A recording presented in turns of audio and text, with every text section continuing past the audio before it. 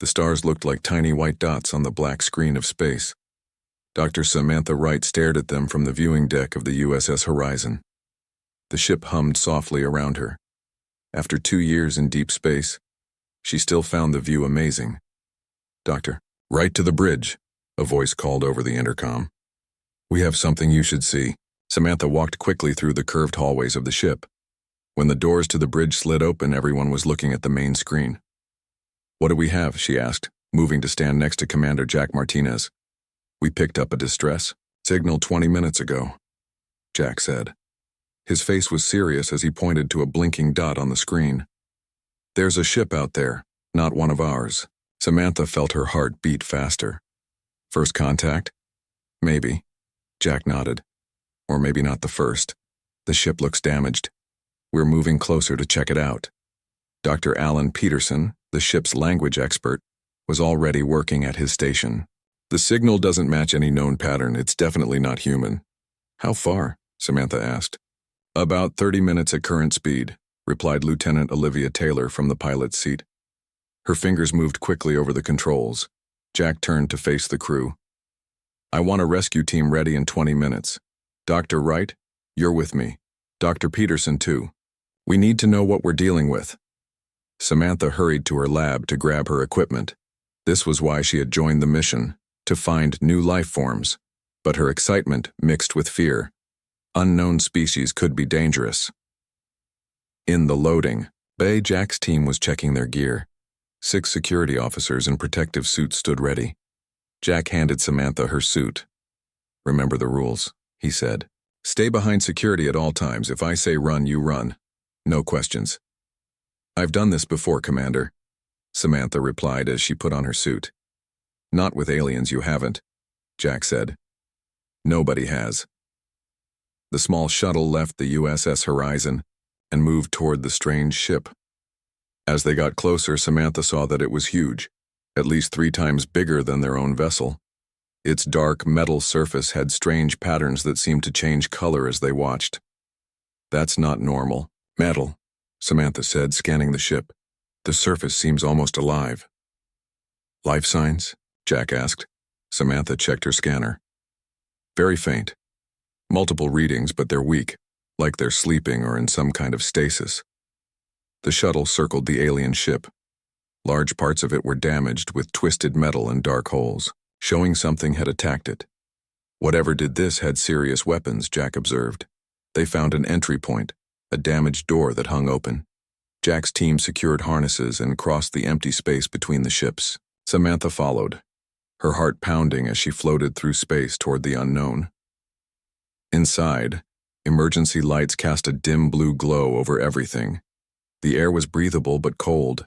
Strange symbols covered the walls, and the corridors were much larger than human ships would need. "Whatever lives here is big," whispered one of the security officers. They moved deeper into the ship, following Samantha's readings toward the life signs. The damage was worse inside. Some areas looked like they had been melted by acid. "This wasn't just an attack," Samantha said, examining the damaged walls. "Something was loose inside the ship, something that can eat through metal." They entered a large circular room. In the center were 7 large containers that looked like glass coffins. Each one held a creature unlike anything Samantha had ever seen. The aliens were huge, at least 8 feet tall. Their bodies were covered in what looked like natural armor plates. Their faces had similarities to Earth's ancient predators, with rows of sharp teeth visible even through closed mouths. Their limbs ended in curved claws that looked sharp enough to cut through steel. "Are they dead?" Jack asked, his hand on his weapon. Samantha checked her scanner. "No. They're in some kind of suspended animation. The pods are keeping them alive, but the power is failing." Dr. Peterson moved forward, studying the symbols on the pods. "I think I can figure out their language. The symbols have patterns similar to some Earth languages." As they worked, Lieutenant Taylor noticed something. "Commander, look at the floor." Dark stains led from the doorway to a vent in the corner. The stains were moving. "What is that?" Peterson asked. Before anyone could answer, a high-pitched scream came from the vent. Something dark and fast burst out, moving across the ceiling. It was about the size of a large dog but had too many legs and what looked like hundreds of small mouths covering its body. "Contact!" shouted Jack, firing his weapon. The creature dodged with impossible speed and jumped at one of the security officers. Its many mouths began to eat through his suit instantly. "Help me!" the man screamed as the creature pulled him toward the vent. Two more creatures emerged. Lieutenant Taylor fired, hitting one directly. It exploded in a spray of dark liquid that hissed when it touched the floor. "They're acidic," Samantha yelled. "Don't let them touch you." Jack ran to help his officer, but it was too late. The creature had dragged the screaming man into the vent. The remaining creatures circled above, watching for an opening. "We need to get out of here," Jack ordered, "and we need to take them with us." He pointed to the aliens in the pods. "How?" Peterson asked. "Those pods weigh tons. 3 of them are smaller," Samantha said, pointing to pods at the end of the row. "The life support systems are portable. We can move those." Jack made a quick decision. "Taylor, help Wright secure those 3 pods. Everyone else, defensive positions. We're getting what we came for and getting out."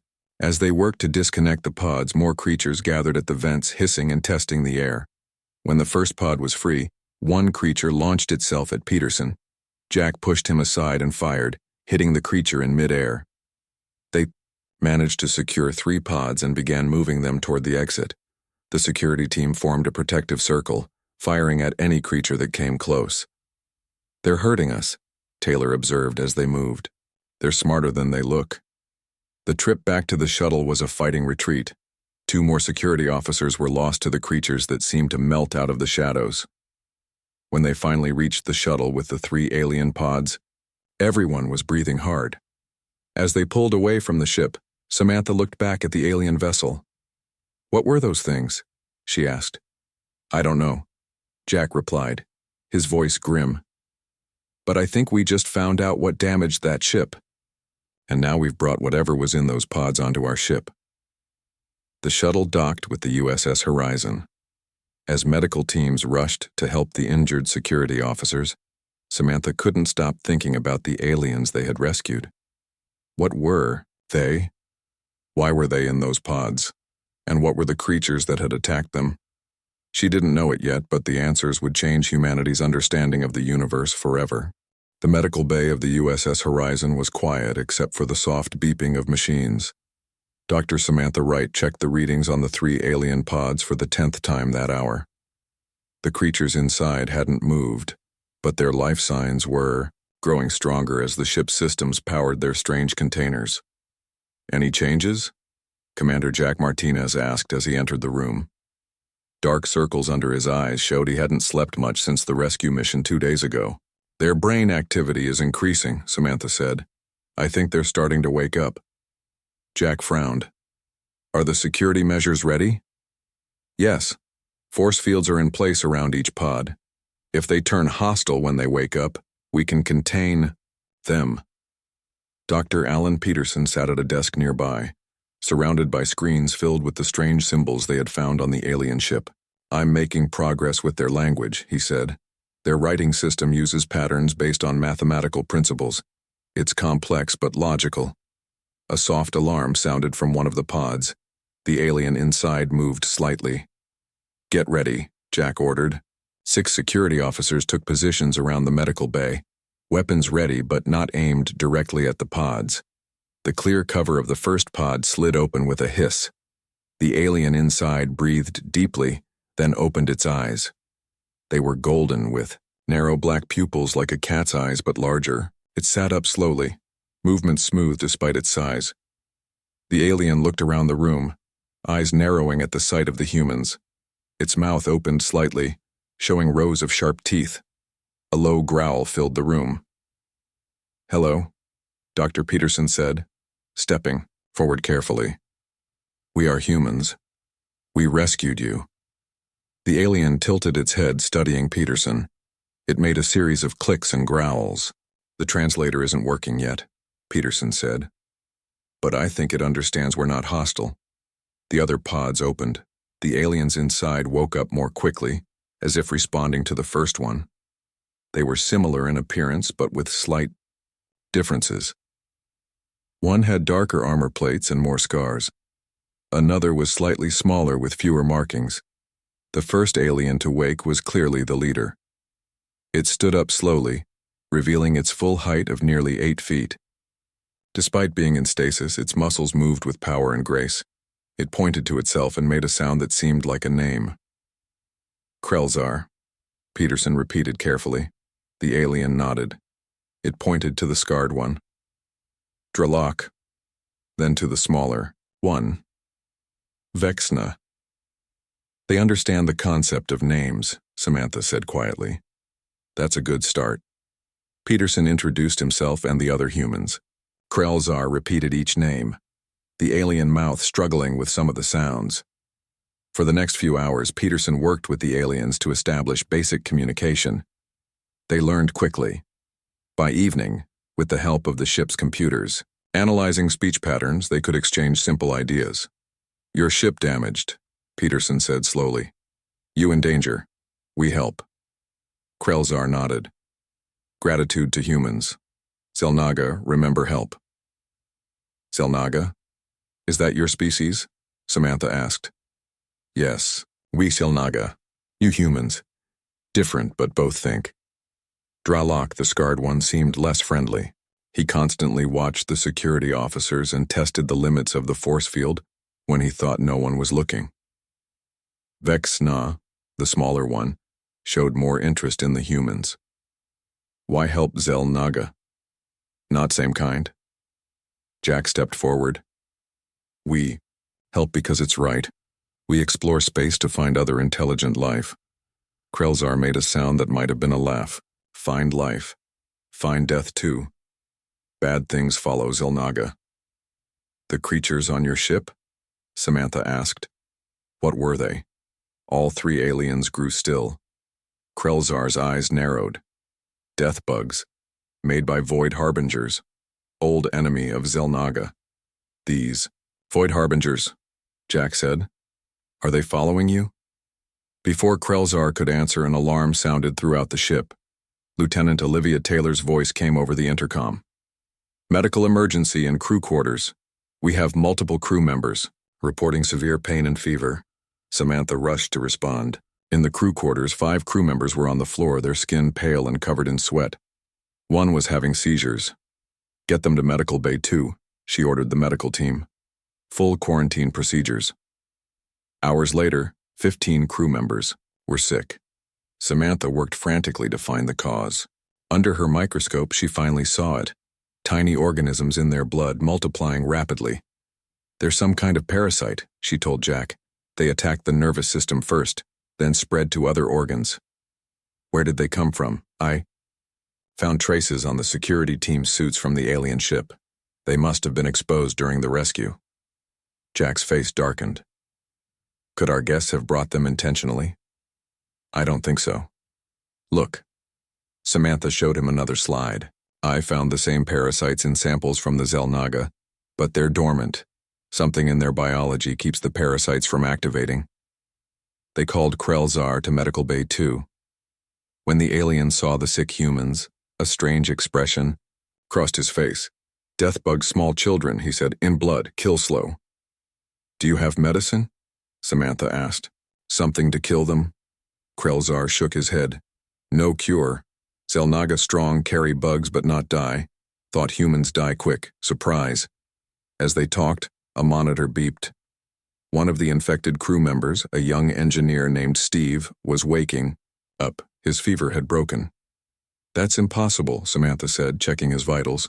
The parasites are still there, but they're dying.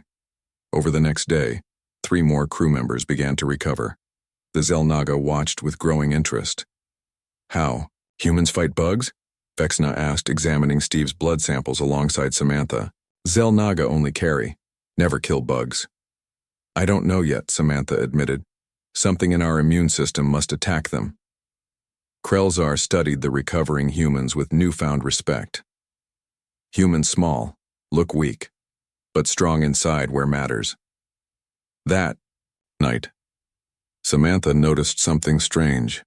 The crew members who recovered fastest were those who maintained positive attitudes.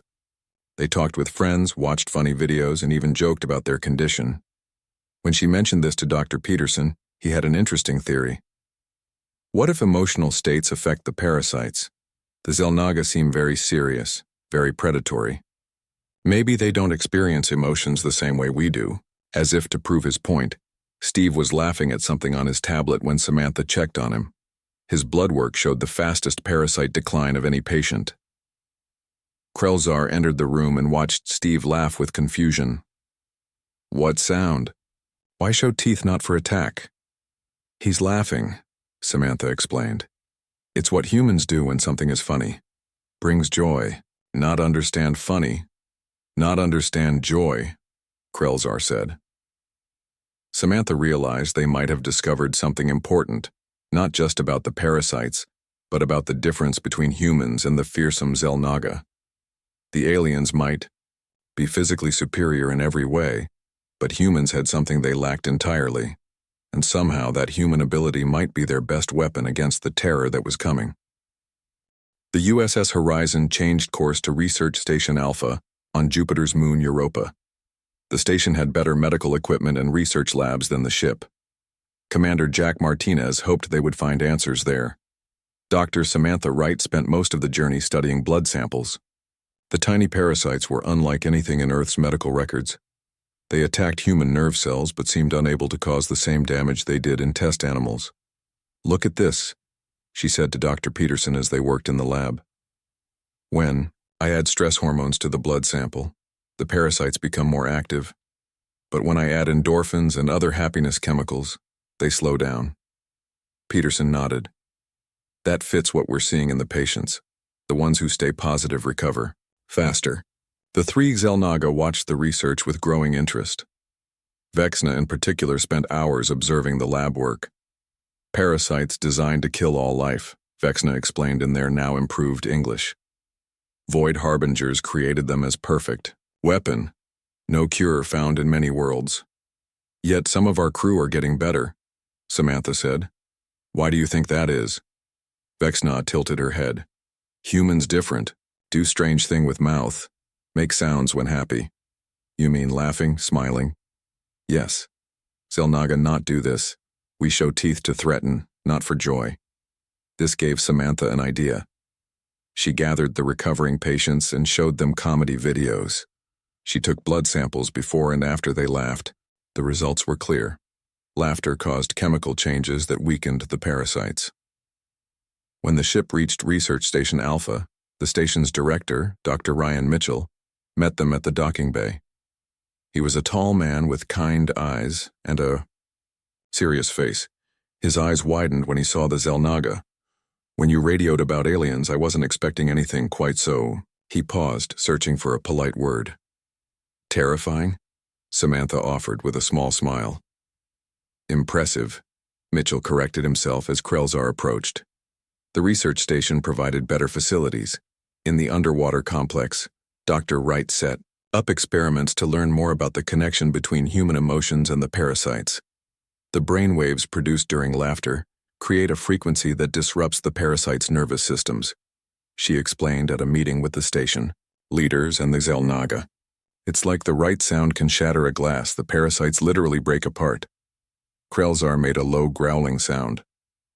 Xel'Naga not laugh, not understand joke, not feel joy like humans, is why parasites not kill us but not die in us either. You never laugh, Lieutenant Taylor asked. Never. Xel'Naga evolved as hunters, Dralock explained. All emotions serve survival. Fear warns of danger. Anger gives strength to fight. What use is joy? What use is laugh? It brings people together, Peterson said. Builds trust and friendship. Vexna moved closer to the humans. Show Xel'Naga how to laugh. Want to understand. They tried. Videos, jokes, games. Nothing worked. The Xel'Naga watched with confusion as the humans laughed. They could mimic the sound but couldn't feel the emotion behind it. It's like trying to explain color to someone who's never seen, Samantha said to Jack as they walked through the station later. Their brains just work differently. Different doesn't mean better, Jack replied. We may not have their strength or natural weapons, but we have something they lack, something important. They were interrupted by an alarm. In the control room, radar operators tracked something entering the solar system. It's big, said Captain Lisa Rodriguez, commander of Earth's defense fleet, which had been called to the station. Moving fast toward our position. Jack looked at the screen. Get Krelzar up here now. When the Xel'Naga captain saw the readings, his body grew tense. Void Harbinger ship, they found us. How? Jack demanded. Did you signal them? No. Krelzar's golden eyes flashed. Void Harbingers track parasite. Parasites and humans now act like beacon. Captain Rodriguez contacted Earth Defense Command. Ships were launched to form a defensive line. The USS Horizon joined them. The enemy ship has stopped. Just beyond Mars orbit, a radar operator reported. They're sending a message. On the main screen, a strange creature appeared. It looked like a tall, thin humanoid, but with gray skin that seemed to shift and move as if made of smoke. Its eyes were completely black. We are the Void Harbingers, it said in a hollow voice. You harbor fugitives of our justice. Return the Xel'Naga to us and we will leave your world in peace. They killed billions across many worlds, Krelzar said quietly. They will not leave humans in peace no matter what you do. Jack stepped forward. This is Commander Martinez of Earth. The Xel'Naga are under our protection. We suggest you leave our system immediately. The Void Harbinger made a sound like wind through empty rooms. You do not understand what you face, humans. Our weapons are already among you. The tiny death will spread to all your kind. The screen went dark. They mean the parasites, Samantha said. But they don't know we're finding a way to fight them. Dr. Mitchell suggested using the station's communication array to broadcast specific sound frequencies, the same ones created in the human brain during laughter. If we can amplify them, maybe we can create a weapon against the parasites. Everyone worked frantically. Samantha and Dr. Mitchell led teams testing different frequencies. The Xel'Naga provided information about Void Harbinger technology. That night, Samantha found Vexna in her lab examining human blood samples alone. What are you doing? Samantha asked. Learning, Vexna replied, not looking up. Humans interesting. Want to understand how you fight parasites. Something about Vexna's tone made Samantha uneasy. She watched more carefully after that. 3 days later, as they were testing the new sound weapon, the station sensors detected multiple small objects entering Earth's atmosphere. They've launched something, Captain Rodriguez reported. Thousands of small pods. They're dispersing in the upper atmosphere. Within hours, reports came in from cities around the world. People were falling ill with the same symptoms as the infected crew members. The parasites were spreading globally. It's happening too fast, Samantha said. This isn't normal transmission. Because not normal attack, Krelzar growled. Void Harbingers seeded your atmosphere. All humans exposed now. Jack looked at the reports flooding in. We need to warn everyone. If laughter and positive emotions slow the parasites, we need to tell the world. A global broadcast was prepared. Dr. Wright explained the situation and gave a simple instruction. Watch comedies, tell jokes, try to laugh, and stay positive. It sounded strange, but it might save lives. As they worked to complete the sound weapon, Samantha noticed Vexna acting strangely. The Xel'Naga spent long periods alone and seemed to avoid Krelzar. That night, Samantha discovered why. She found Vexna in the communication room, sending a message to the Void Harbinger ship. Vexna turned, eyes cold. Should not be here, human. You're helping them, Samantha said, backing toward the door. You're a spy. Vexna moved with frightening speed, blocking her escape. Void Harbingers will win, always win. Was only way for some Xel'Naga to survive. Just as Vexna reached for her, Dralok appeared in the doorway. Traitor, he growled at Vexna. What happened next was too fast for Samantha to follow. The two Xel'Naga fought their natural weapons tearing at each other. Alarms sounded throughout the station. When security arrived, Drawlock was badly wounded, but Vexna was contained. She told them our plans, Drawlock said as medics treated his wounds. Told them about human weapon. They will attack soon. Outside, the station, the Earth Defense Fleet prepared for battle. On Earth, millions of people fought the parasites with the strangest weapon of all, their laughter. The final confrontation was about to begin. The Void Harbinger ship moved closer to Earth. Its dark shape blocked the stars as it approached. On Research Station Alpha, everyone worked to finish the sound weapon before the attack began. Dr. Samantha Wright and Dr. Ryan Mitchell tested different sound frequencies in the main lab. They found that the brain waves produced during genuine laughter were most effective against the parasites. "We need to make the signal stronger," Samantha said. "Strong enough to reach Earth and maybe even affect the Void Harbingers themselves." Captain Lisa Rodriguez entered the lab with Commander Jack Martinez. "The enemy ship has launched smaller vessels," she reported. "They'll reach us in less than an hour." "Is the defense fleet ready?" Jack asked. "As ready as we can be, but we've never fought this kind of enemy before." Krelzar stood nearby, watching the humans work. Since learning about Vexna's betrayal, he had been quieter than usual. Now he approached Samantha. "Want to help?" he said. "Selnaga owed debt to humans." "We could use another pair of hands," Samantha replied. Together they finished building the sound projector. It looked like a large satellite dish connected to computers and sound equipment. Dr. Mitchell explained how it worked. "It generates the exact frequency pattern of human laughter brainwaves, but amplified thousands of times. If our theory is correct, it should weaken not just the parasites, but possibly the Void Harbingers too." Alarms sounded throughout the station. On the monitors, they saw small enemy ships entering Jupiter's orbit. They were heading straight for Europa. "Get that weapon to the surface," Captain Rodriguez ordered. "We need it broadcasting now." A team led by Jack and Krelzar moved the equipment to the moon's surface. They wore special suits to protect them from Europa's harsh conditions. The sound projector was set up on the icy ground, pointed towards space. Back in the station, Samantha monitored their progress from the control room. "You're good to go, Commander. Start the broadcast." Jack activated the device. It hummed softly as it began sending the special frequency into space. There was no way to know if it was working until the enemy arrived. They didn't have to wait long. 5 Void Harbinger ships landed on Europa's surface.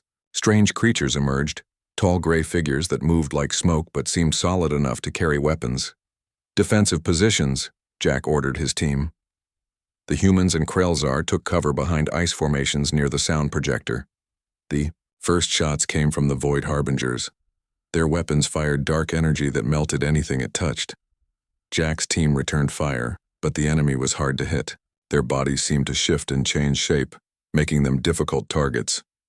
"The sound isn't stopping them," Lieutenant Taylor shouted as she fired at an approaching figure. Krelzar growled.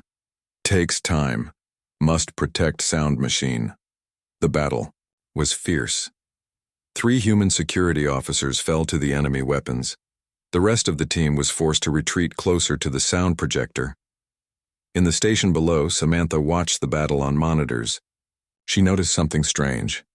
The Void Harbingers closest to the sound projector were moving more slowly than the others. "It's working," she told Captain Rodriguez. "Not quickly, but it's affecting them. We need to increase the power." They diverted energy from other station systems to boost the sound projector.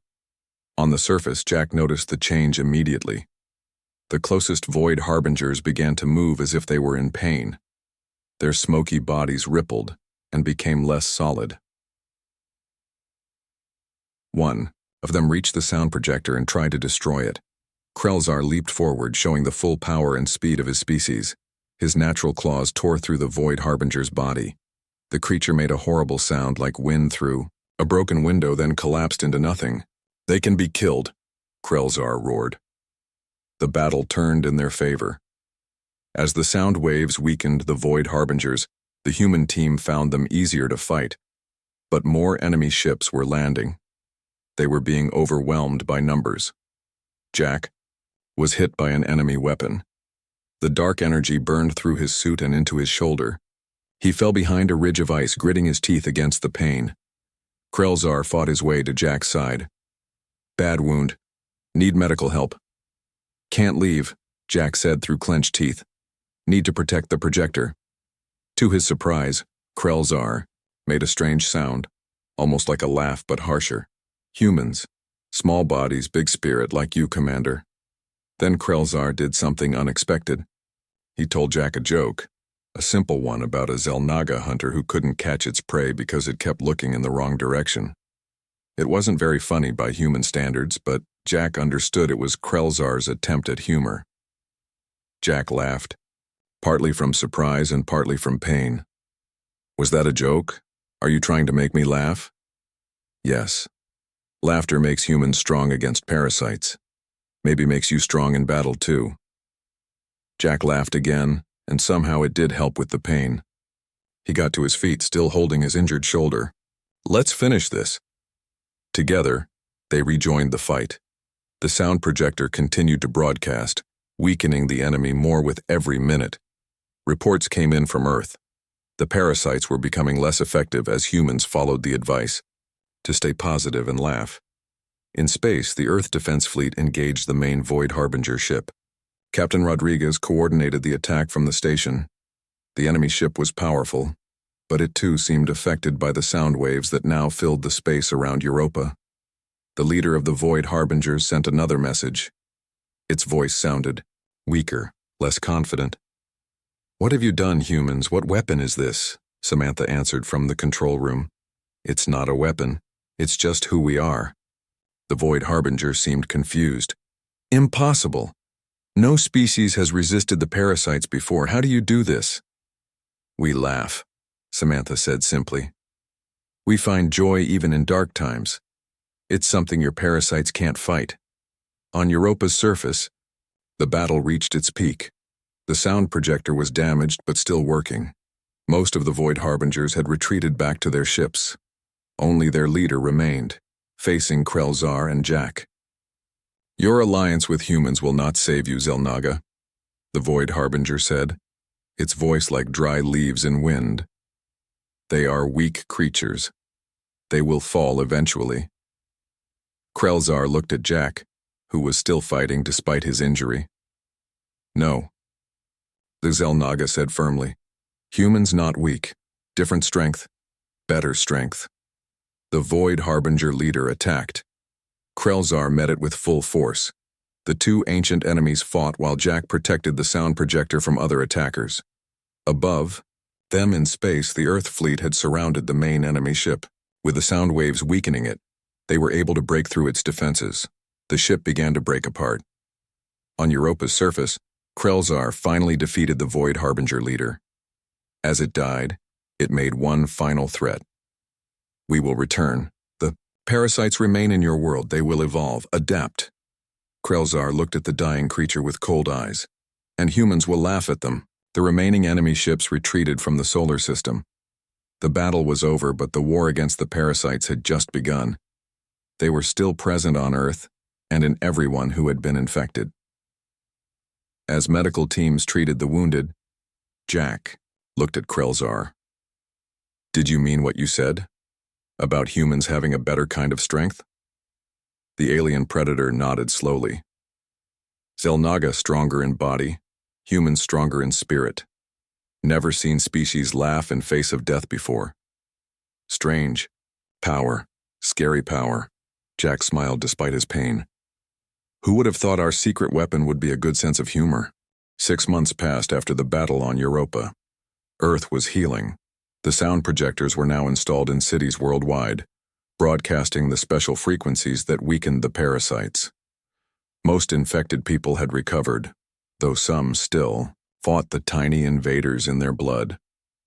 Dr. Samantha Wright stood at the window of the New Earth Xel'Naga Cultural Center in Geneva. The building was impressive with its mix of human and alien design. Through the window, she could see humans and several Xel'Naga walking together in the garden. "Strange to see them here on Earth," Commander Jack Martinez said as he joined her. His left arm was in a special brace, still healing from the battle. "A year ago, Who would have thought we'd be allies with such creatures? Samantha smiled. Life is full of surprises. Inside the main hall, representatives from Earth governments met with the Xel'Naga delegation.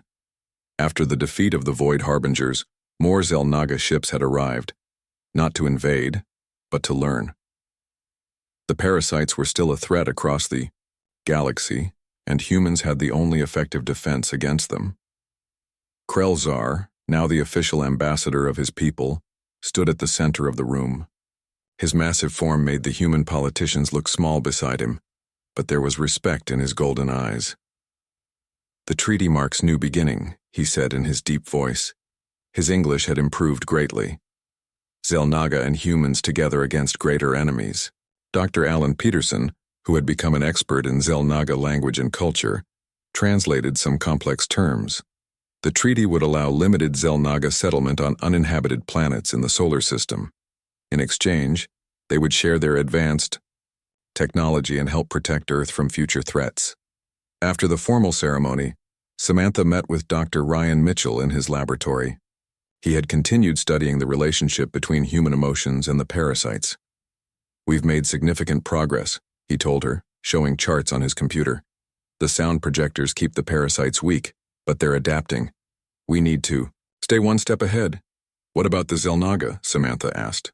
"Any progress teaching them to understand humor?" Ryan smiled. "That's been the most fascinating part. Look at this." He showed her brain scans of several Xel'Naga who had spent months among humans. Small changes were visible in the areas related to emotional processing. "They're learning," he said. "Slowly, but it's happening. Their brains are actually developing new neural pathways. Evolution in action." Later that day, Samantha joined Krelzar in the center's garden. The alien predator looked strange, surrounded by earth flowers, but he seemed at peace. "Your world is beautiful," he said, "full of colors and life. Different from Xel'Naga worlds. We prefer darker places, fewer plants." "Do you miss your home?" Samantha asked. "Yes, but curious about Earth more. Want to understand humans better." They walked in comfortable silence for a while. Then Krelzar stopped and faced her. "Want to show you something?" he said. "Have been practicing." The Xel'Naga's face changed slightly. The corners of his mouth turned up in what was clearly an attempt at a smile. It looked strange and a bit frightening on his predatory face, but the effort was clear. "That's very good," Samantha said, genuinely impressed. "Also learning jokes," Krelzar added. "Human humor difficult but important to understand." He told her a simple joke about a dog chasing its tail. His delivery was stiff and he didn't laugh at his own joke, but it was recognizable as humor. "That was actually funny," Samantha said, laughing lightly. "Not just for parasites," Krelzar said seriously. "Humor helps humans bond, make strong connections. Xel'Naga need this too." That evening, a celebration was held for the treaty signing. Humans and Xel'Naga mixed in the large hall, sharing food and stories. The differences between them were still clear. The Xel'Naga towered over even the tallest humans, their predatory nature visible in every movement. Yet there was no fear in the room. Lieutenant Olivia Taylor, now promoted to captain, chatted with a young Xel'Naga who had just arrived on Earth. She was teaching him about human customs. "No, you don't need to. Show your teeth when greeting someone new," she explained patiently. "A simple nod is fine." Across the room, Jack spoke with several military leaders about the defense plans for the solar system. The Void Harbingers hadn't returned, but everyone knew they might. "The sound technology has been installed on all major ships," an admiral explained. "We're better prepared now. And we have new allies," Jack added, nodding toward the Xel'Naga in the room. Dr. Peterson was the center of attention among a group of scientists, explaining his latest discovery. "The Xel'Naga language has no words for many human emotions. They're literally learning to feel new things by being around us." Samantha found herself next to Dr. Mitchell at the refreshment table. "Quite a change from 6 months ago," she said, looking around the room. "It's remarkable how quickly we've adapted to each other," Mitchell agreed, "though I still get nervous when they move too suddenly." A small commotion drew everyone's attention. A young Xel'Naga had just told a joke to a group of humans, and They were laughing. More surprising was the sound that came from the Xel'Naga, a rough, growling sound but unmistakably a laugh. Krelzar moved to Samantha's side. "First time I hear Xel'Naga laugh," he said quietly. "Young ones learn faster than old ones like me." "But you're learning too," Samantha pointed out. "Yes, hard, but important. Void harbingers will return one day. Need to be ready." "We will be," Samantha assured him. Together. As the celebration continued, news came in from monitoring stations at the edge of the solar system. The sound frequencies that mimicked human laughter were being broadcast into deep space, creating a shield against the parasites. Reports from other worlds showed the technology was spreading. Species that had lived in fear of the void harbingers were finding hope. Later that night, Samantha made a new entry in her research journal. "The universe is full of dangers we never imagined. The void harbingers and their parasites nearly destroyed us. But they didn't account for something uniquely human. Our ability to find joy even in darkness, to laugh in the face of fear. This trait, which evolved for social bonding on prehistoric Earth, became our greatest weapon against an enemy from the stars. Even more remarkable is watching the Xel'Naga, creatures evolved as perfect predators, learning to laugh. It suggests that evolution isn't just about physical adaptations but cultural and psychological ones too. Perhaps this is how different species across the galaxy will ultimately survive, not by becoming stronger or more fearsome, but by learning from each other, by expanding the ways we can think and feel. The strange human ability that terrifying alien predators feared turned out to be something simple: our capacity for joy and laughter. In the end, it wasn't our weapons that saved us, but our smiles. Outside, the stars shone in the night sky. Somewhere among them, the void harbingers were regrouping, but Earth was ready. And now, they had allies who were learning to laugh,